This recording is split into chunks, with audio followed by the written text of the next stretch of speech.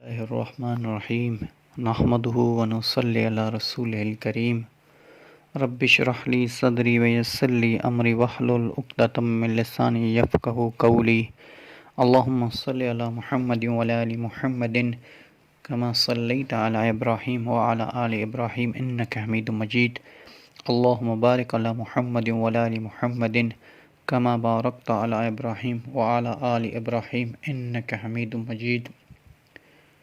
تو میرے بھائیو، دوستو، بزرگوں، ہمارا جو موضوع چل رہا تھا وہ سیرت کا موضوع تھا۔ تو سیرت کے موضوع پہ ہم یہاں تک پہنچے تھے کہ آپ علیہ الصلاۃ والسلام کو ہر قسم سے انہوں نے روکا۔ جو مکی زندگی تھی بڑی مشکلی زندگی تھی، 13 سالہ جو زندگی تھی۔ پھر انہوں نے کہا کہ آپ علیہ الصلاۃ والسلام کے رستے میں جو ہے وہ کچرے پھینکے جائیں۔ پھر انہوں نے وہ بھی کیا۔ پھر ابو جہل لعنتی ملعون نے پھر کہا کہ بھئی مشورہ دارالندوہ میں مشورہ کیا، اور انہوں نے یہ مشورہ کیا کہ آپ علیہ الصلاۃ والسلام کے اوپر کیچڑ پھینکا جائے، یا کوئی چیز ایسی آپ کے اوپر کچرا پھینکا جائے۔ عقبت بن ابی معید جو تھا، یہی وہ بدبخت تھا جس نے کہا ہاں یہ میں کروں گا۔ تو جب اللہ معاف کرے، جب اللہ عقل چھین لیتا ہے تو ہر جگہ پہ آدمی کو نا سچائی نظر آتی ہے۔ جب اللہ عقل چھین لیتا ہے، وہاں پہ بھی ایسے ہی مکے میں کوئی لوگ باہر سے آئے تھے، انہوں نے کوئی منت مانگی تھی۔ پھر انہوں نے کیا کیا، اونٹ کو ذبح کیا، اور اونٹ کا وہ بتوں پر چڑھاوا چڑھاتے تھے، زمزم کے پاس ہی اس کو ذبح کیا، زمزم کے اس طرف ہی اس کو ذبح کیا۔ تو آپ علیہ الصلاۃ والسلام معمول کے حساب سے نماز پڑھ رہے تھے اور عبادت کر رہے تھے، اور حج اسود اور رکن یمانی جو ہے، آپ ان کے درمیان زیادہ تر نماز پڑھتے تھے، کیونکہ اس کے نزدیک سامنے سے دونوں کعبہ سامنے ہو جاتے تھے، بیت المقدس بھی سامنے ہو جاتا تھا، اور وہ بھی بیت اللہ بھی بیچ میں آ جاتا تھا۔ تو کتابیں لکھتی ہیں، اس کا مفہوم یہ ہے کہ عقبت ابی معید جو تھے، انہوں نے اس اونٹ کی سارا کچرا نکالا، اونٹ کا نا سارا کچرا لے کے آیا، اس کی ساری گندگی، آنٹیں وغیرہ، یہ وہ اوجری وغیرہ جو تھی اونٹ میں، اور اونٹ بڑا ہوتا ہے، اس میں لازم ہے کہ ہر چیز بہت ہی حساب سے بڑی ہوگی۔ تو آپ علیہ الصلاۃ والسلام جیسے سجدے میں گئے تو اس نے لا کے آپ علیہ الصلاۃ والسلام سے کے اوپر پھینک دیا، اور آپ کہہ رہے ہیں سبحان ربی الاعلی، اے اللہ تو پاک ہے، تو اعلیٰ ہے، سبحان ربی الاعلی، اے اللہ تو پاک ہے، تو اعلیٰ ہے۔ اور وہ قریش مکہ جو تھے سامنے بیٹھ کر سارے ہنس رہے تھے، اور آپ علیہ الصلاۃ والسلام سارا خون ہی خون آپ علیہ الصلاۃ والسلام کے جسم پہ آ گیا، اور آپ سجدے میں پڑے ہوئے، اور اتنا بھاری وہ تھا، اتنا بھاری وہ تھا۔ عبداللہ بن مسعود رضی اللہ تعالی عنہ نے دیکھا، تو عبداللہ بن مسعود رضی اللہ تعالیٰ عنہ جو تھے وہ بہت ہی کمزور صحابہ میں تھے، بہت ہی کمزور تھے صحابہ میں عبداللہ بن مسعود۔ تو وہ فوراً بھاگے اور بی بی فاطمہ رضی اللہ تعالیٰ عنہ کو لے کے آئیں،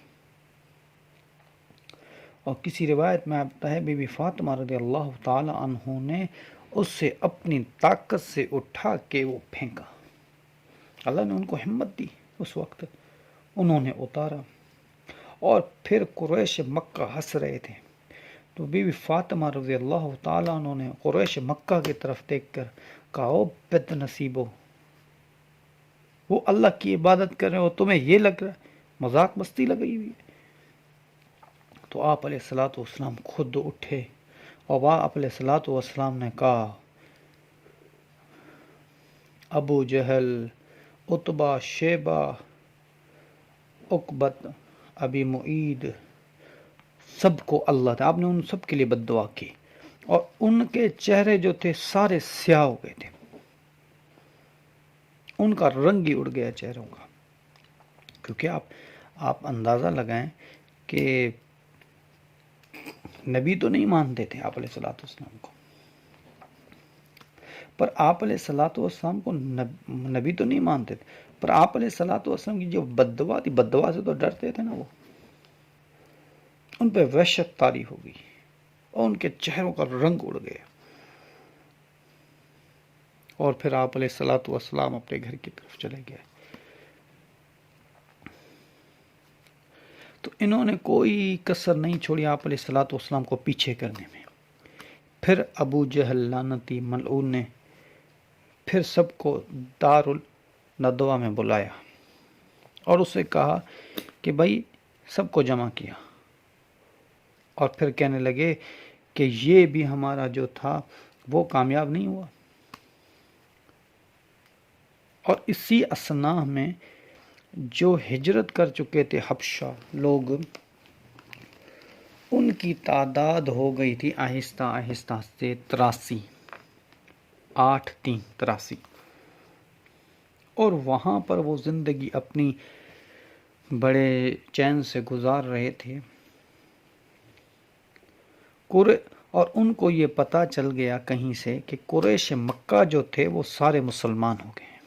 ان کو یہ پتہ چل گیا کہیں سے، یا کہیں سے ان کو یہ بات آ کے قریش مکہ مسلمان ہو گئے سب. انہوں نے کہا بھائی یہ تو اچھی بات ہے،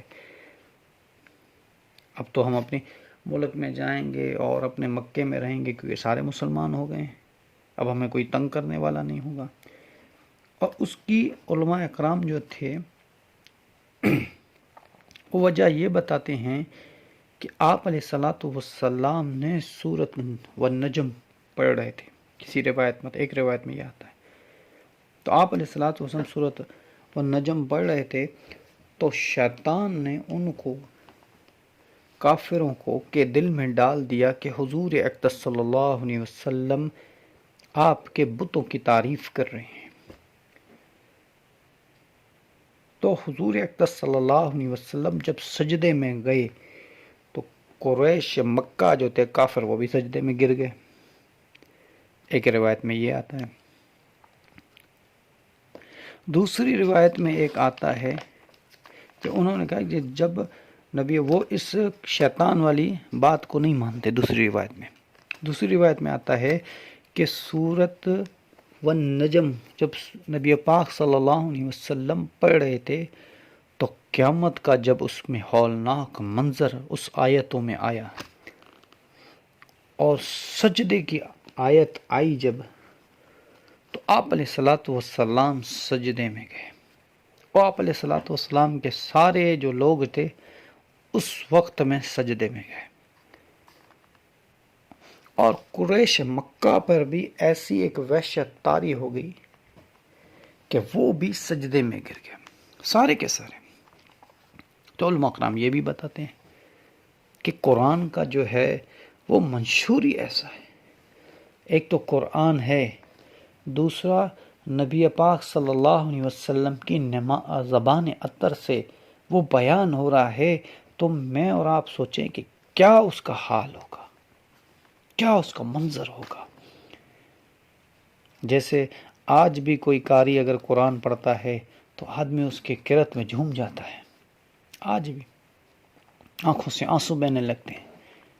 تو اس زمانے میں اور آپ کیا بات کریں جب نبی پاک صلی اللہ علیہ وسلم پر خود اللہ نے قرآن اتارا اور ان کی زبان اطہر سے جب قرآن نکلتا تھا، جب وہ پڑھتے تھے تو کیسا ان پر وحشت طاری ہوئی.